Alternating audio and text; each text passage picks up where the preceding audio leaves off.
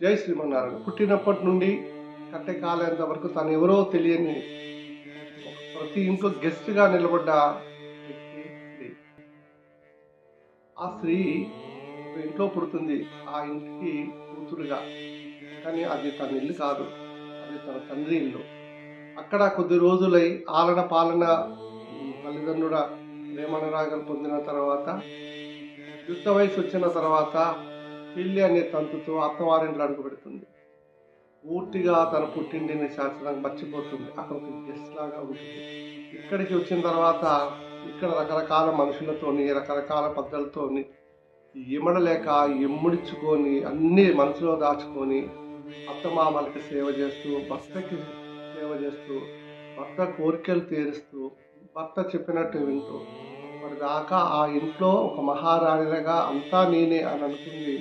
ఇక్కడికి వచ్చిన తర్వాత ఈ ఇంట్లో అంతా తన భర్తది, తన అత్తమామది అని చెబుతూ ఆ ఇంట్లో ఒక పని మనిషిగా అత్తమామలకి సేవ చేస్తూ, భర్తని ఆలిస్తూ పాలిస్తూ అతని కోరికలు తీరుస్తూ ఆ ఇంట్లో ఒక గెస్ట్ లాగా ఉంటుంది. ఇంతలో పిల్లల రూపంలో పిల్లలు కడుపులో పడతారు. తన రక్త మాంసాలు అవన్నీ వడ్డి ఆ పిల్లల్ని తను కంటుంది. అన్న తర్వాత ఇంకప్పటి నుంచి పిల్లల మీద మమకారం పెరుగుతుంది. పెరిగిన వెంటనే భర్త ముఖం చాటేస్తూ ఉంటాడు. తన అన్న టైంకి రావట్లేదని, పడక గదికి రావట్లేదని రకరకాల నెపాలతో తను ముఖం చాటేస్తుంది. అవన్నీ భరిస్తూ పిల్లల్ని చూస్తూ అత్తమామ సూటిపోటి మాటలు వింటూ తాను అక్కడ ఒక గెస్ట్ అంటే ఒక పని మనిషిలాగా ఉండి అంతా పిల్లలే సర్వస్వం అనుకునే టైంలో మళ్ళా తనకి ఇంకో కష్టం వచ్చి పడుతుంది. అదే కోడల రూపంలో.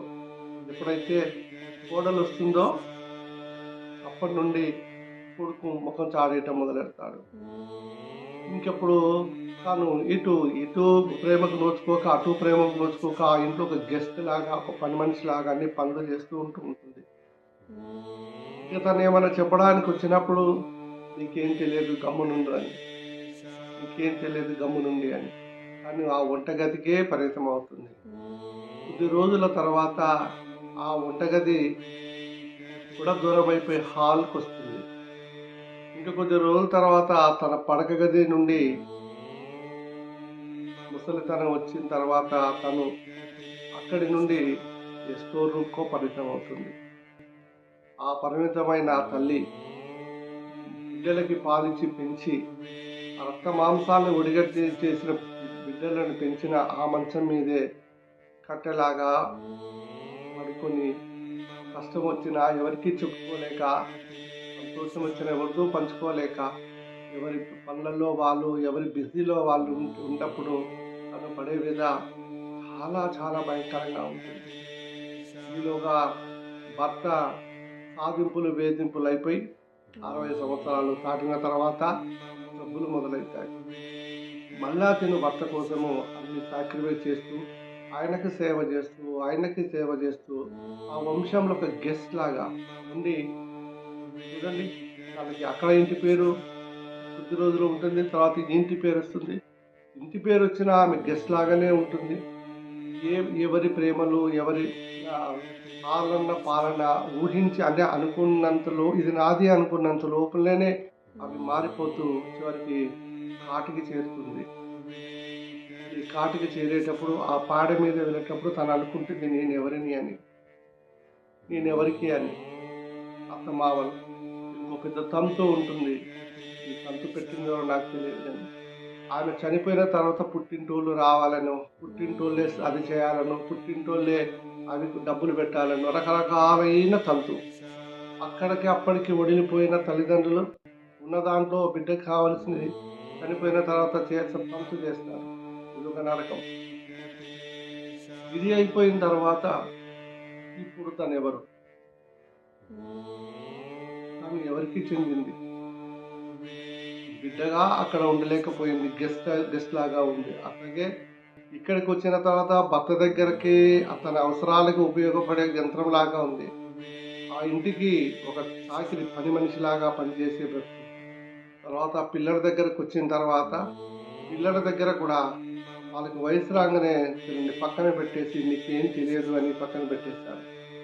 దాని తర్వాత వాళ్ళకి ఎవరైనా పిల్లలు పుడితే ఆ పిల్లల్ని తీసుకొచ్చి దేవ దగ్గర వేసి ఆమెకి కనీసం ఒక్కరోజు అంటే ఒక్క రూపాయి కూడా చెల్లించని అంటే తీసుకొని ఒక పని మనిషి ఒక విలయాలు మీరు ఏ విధంగా చెప్పిన అంతటి గొప్ప ఆడవాళ్ళని మనము ఆ వారికి పుట్టిన మనవళ్ళు మనవరాళ్ళతో సరిగా ఉండే పరిస్థితి లేదు. ఎందుకంటే అప్పటికే వాళ్ళ వయసు మీరిపోతుంది. అలా ఉన్నప్పటికీ నా పిల్లలు అని తను చూపించే ప్రేమ చివరికి ఎలా ఉంటుందంటే ఆ ఇంట్లో తను వెళ్ళిపోయేటప్పుడు తను అనుకుని ఎవరిని అని. అందుకే నేను ఈ వీడియో ద్వారా అందరికీ మనవి చేసేది ఏంటంటే ఆడది అనే దాన్ని చులకన చేయొద్దండి. ఎందుకంటే ఈ వీడియో చూసి కొంచెమైనా మీ మనసులో అలాగా ఉంటే ఆలోచించండి, ప్రేమించండి, ఉన్నన్ని రోజులు ప్రేమను పంచండి. ఈ రోజుల్లో ఎవరి లైఫ్ వాళ్ళది, ఎవరి బిజీ వాళ్ళలో ఉన్నారు.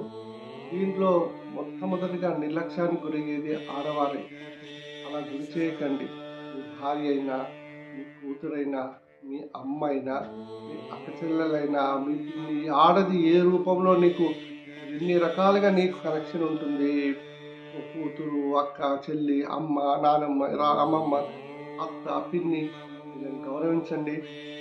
వాళ్ళని గౌరవించండి. గౌరవిస్తే మీరు ఎంతో మేలు చేసిన వాళ్ళు అవుతారు. ఇప్పుడు ఇంకొక చాలా బాధగా అనిపిస్తుంది. ఇంతటి దౌర్భాగ్యమైన స్థితిని, ఇంతటి దౌర్భాగ్యమైన కట్టుబాట్లు పెట్టింది ఎవడో తెలియదు. ఆ త్రేతాయుగ ద్వాపర యుగాల్లో జరిగిన అన్ని కలియుగం తీసుకొచ్చి ఇలా పెట్టి ఎక్కడి పోయినా ఆడవాళ్ళు అనే వారు నిర్లక్ష్యానికి గురవుతున్నారు. ఇది కరెక్ట్గా లేదు. మీరు దయచేసి మనిషి ఉన్నప్పుడే ప్రేమించండి. మనిషి పోయిన తర్వాత ఏ ప్రేమించినా లాభం లేదు. కాబట్టి అట్లాంటి ప్రతి ఆడవాళ్ళకి, అలాంటి మహాతల్లులకి నేను ఒక నమస్కారం చేస్తున్నాను. జై శ్రీమన్నారాయణ. జై శ్రీమన్నారాయణ.